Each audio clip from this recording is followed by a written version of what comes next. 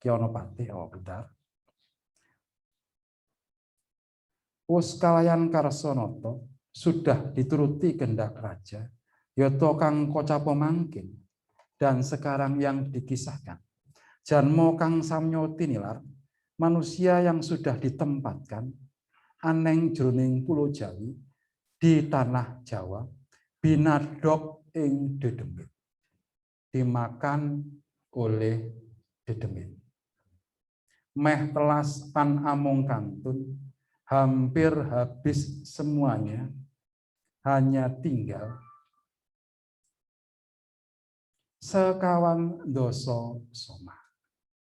Jadi dari 20.000 orang, hanya tersisa 40 orang.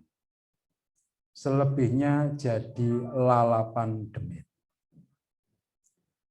Giris manahiro sami, ketakutan hatinya semua. Lajeng layar mantuk mring ngerum negoro. Lantas berlayar kembali ke ngerum negoro.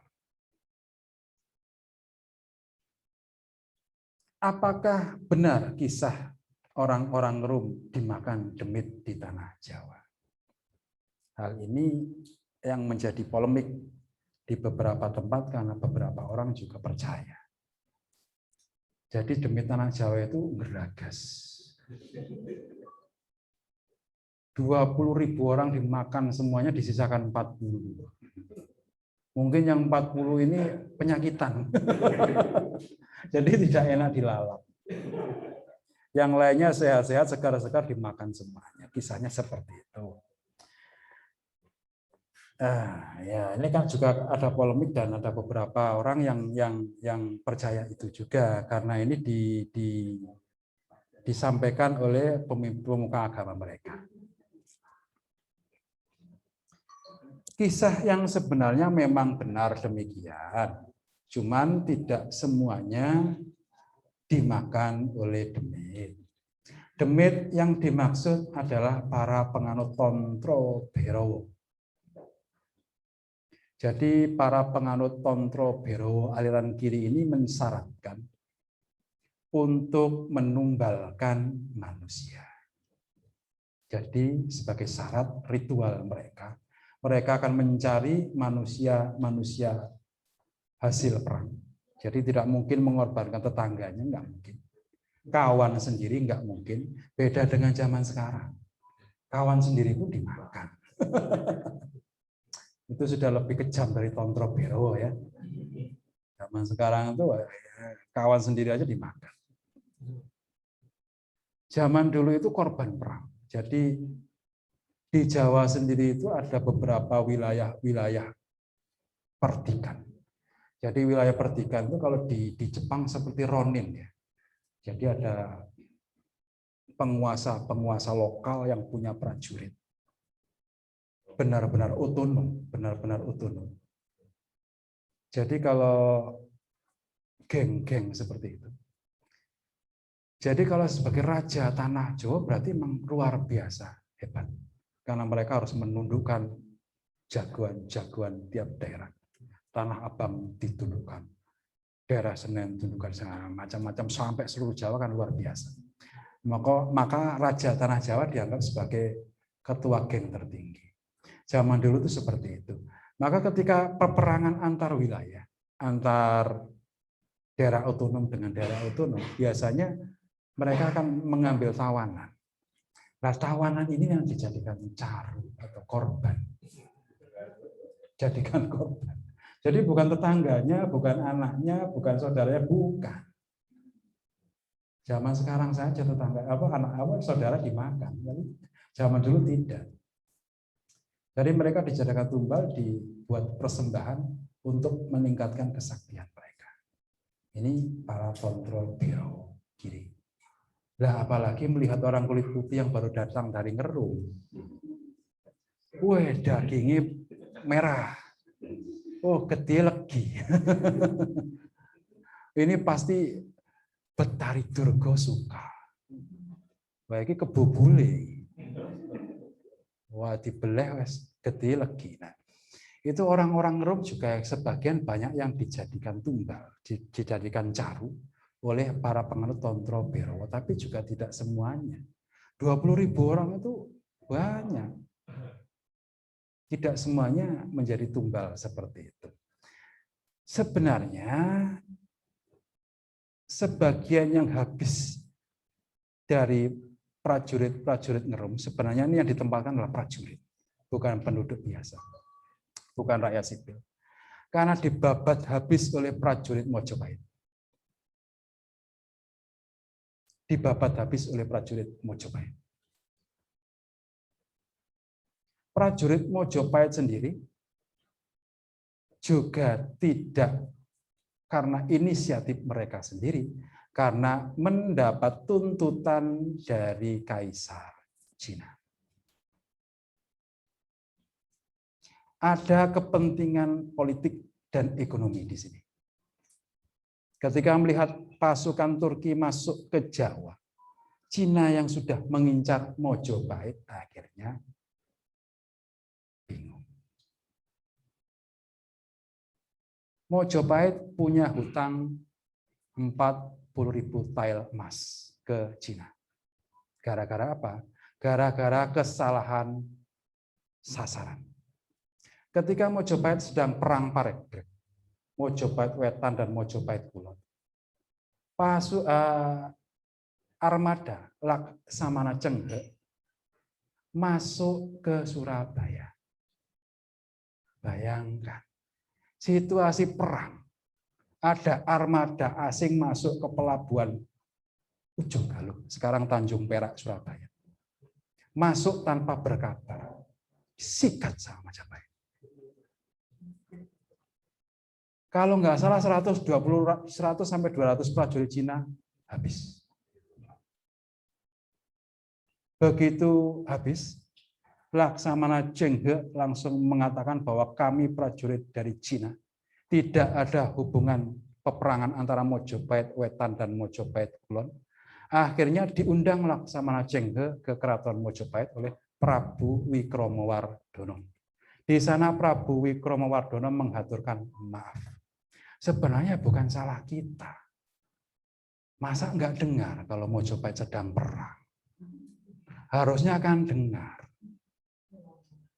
Masuk ke pelabuhan, disikat sama prajurit Mojopahit. 100-200 orang tewas. Akhirnya Cenghe mengatakan, saya sekedar utusan. Diutus untuk melakukan muhibah, mengadakan perhubungan dagang dan ekonomi, politik dan ekonomi. Kalau Paduka Raja hendak meminta maaf, harus meminta maaf kepada Kaisar Yongle di Cina. Akhirnya dikirim utusan dari Mojopahit, datang ke daratan Cina. Kaisar Yongle marah, menuntut 40.000 tael emas. Mojopahit dapat uang dari mana? Habis perang bertahun-tahun antara Mojopahit Wetan dan Mojopahit Kulon. Ini yang dituntut Mojopahit Kulon. Yang Wetan di Blambangan, di Banyuwangi. Nah,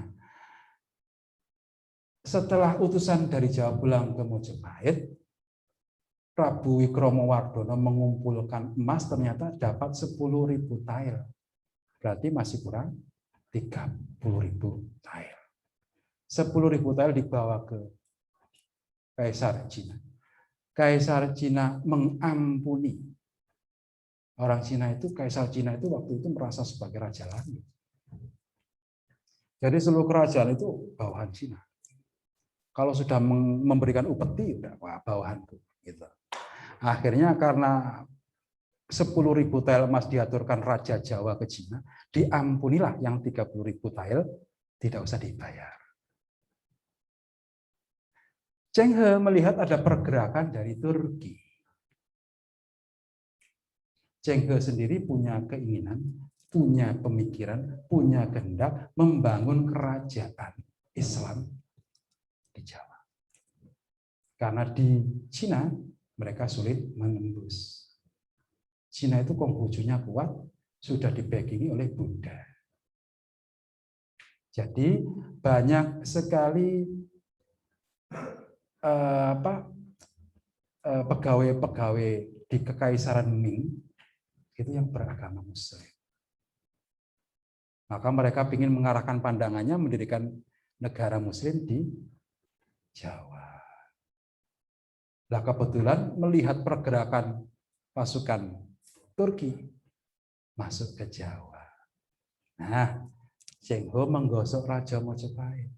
Ada pergerakan dari Turki, pasukan tidak terkenal sebanyak ini untuk membuktikan permohonan maaf panjenengan kepada Kaisar Cina, pasukan itu dibabat habis. Sebenarnya itu yang terjadi. Bukan di Badok Demit, Demitnya orang Mojopahit itu. Kalau yang dibuat tantra nggak mungkin habis segitu banyak. Wong satu orang bisa dibuat ritual 100 orang. Jadi satu orang disembelih itu bisa dibuat 100 orang. Nah kalau 20.000 orang ya terlalu banyak. Jadi mereka itu habis digasak, disikat oleh prajurit Mojopahit. Karena Cheng Ho sudah membangun jaringan dari Champa, Palembang, Sambas, Tuban. Dia itu sudah membuat jaringan di situ untuk kemudian nanti mempersiapkan berdirinya negara Islam. Padahal dari Turki juga Islam.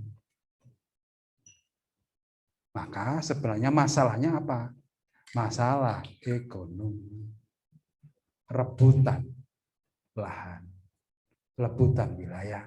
Karena Nusantara dari dulu terkenal kaya. Cheng Ho sudah mempersiapkan itu. Kisah yang sebenarnya adalah demikian.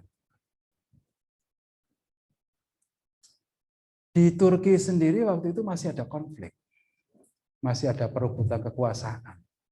Jadi karena terlalu jauh juga jarak antara Turki dengan Jawa, maka ekspedisi pertama yang gagal itu konon tidak dilanjutkan. Tetapi di Jawa sudah bertempat tinggal 9 orang utusan Turki dan tidak pulang. Maka ini yang disebut sebagai generasi Wali Songo awal. Saya nama-namanya kurang hafal, coba saya ingat-ingat. Syekh Maulana Maghribi, itu yang makamnya ada di Parangtritis Jogja. Syekh Jumadil Kubro, yang makamnya ada di Trawulan.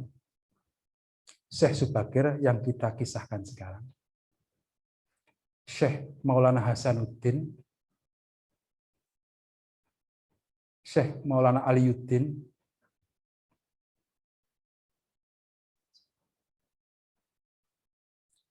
Syekh Maulana Maghribi, lupa saya selanjutnya. Ada 9 orang yang diutus Turki dan karena pengikutnya sudah kocar-kacir, akhirnya tinggal di Jawa. Dan mereka nggak bisa berkembang karena tidak mempunyai koneksi ke pihak Istana Mojopahit maupun Istana Pajajaran.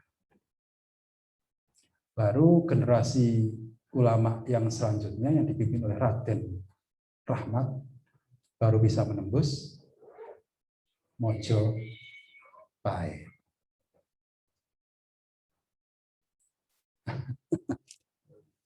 Bisa menembus keraton Mojopahit. Karena mereka memang dari Turki, mereka tidak punya koneksi dengan pihak Mojopahit dan Pajajaran. Mereka datang ke Jawa, mengembangkan ilmu pengetahuan mereka bercampur dengan masyarakat, dan masyarakat yang mau menerima mereka adalah masyarakat kalangan Sudra.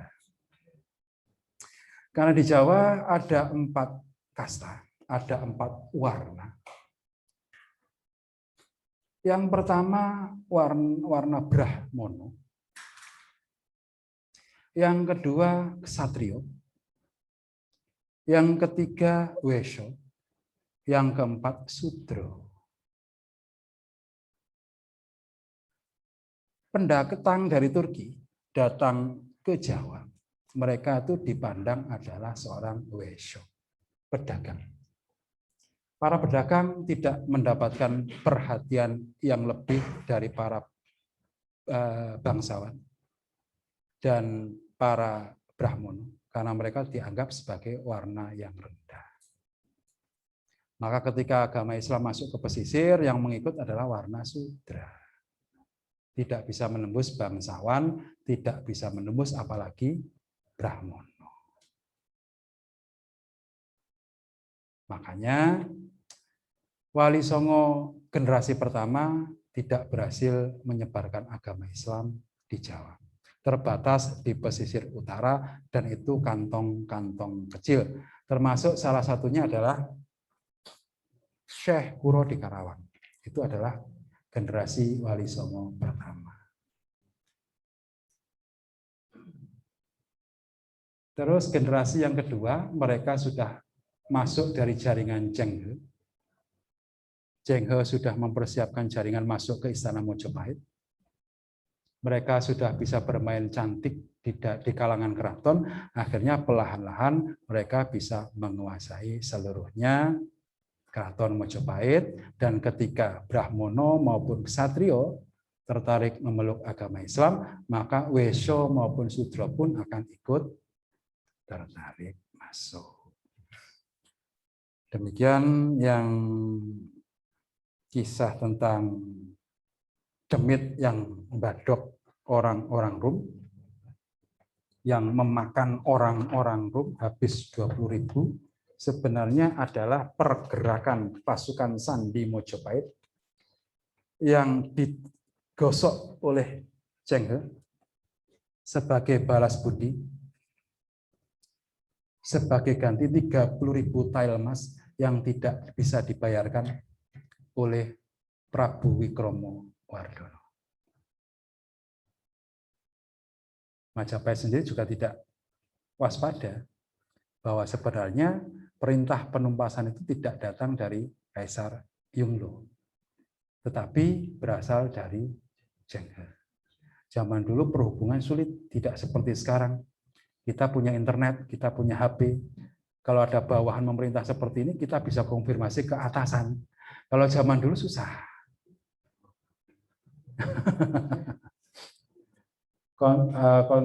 Kalau mau ke Cina juga harus lewat lautan yang memakan waktu beberapa bulan. 20.000 habis, akhirnya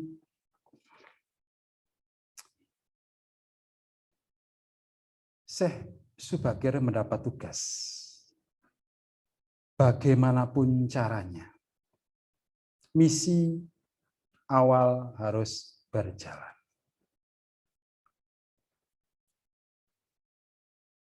Nah, pertemuan Syekh Subagir dengan Danyang Tanah Jawi ini dalam segi metafisika memang benar terjadi dan terjadi di Gunung Tidar. Cuma sebenarnya di balik cerita itu juga ada kisah yang perlu diungkap. Syekh Subagir ini sebenarnya juga seorang diplomat ulung. Jadi walau beliau mengemban, mau pamit sekarang, Ki? Oke, monggo. Nggih, mangke nganu ketinggalan kereta.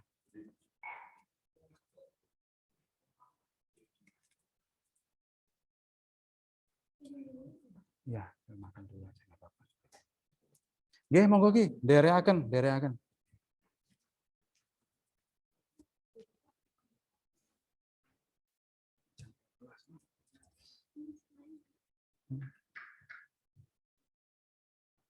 Ya, habis.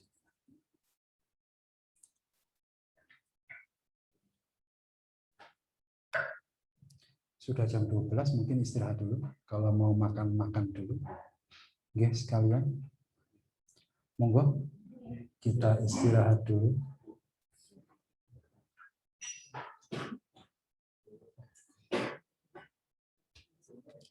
Yang di rumah bisa makan dulu juga, nggih. Sambil sekalian menunggu yang di sini untuk istirahat untuk makan dulu. Mungkin kita ambil jeda 15-20 menitan. Nanti kita langsung lanjutkan kembali. Dua.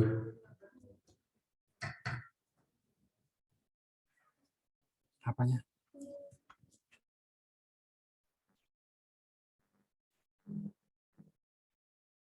Keluar dulu dari Zoom, Ki.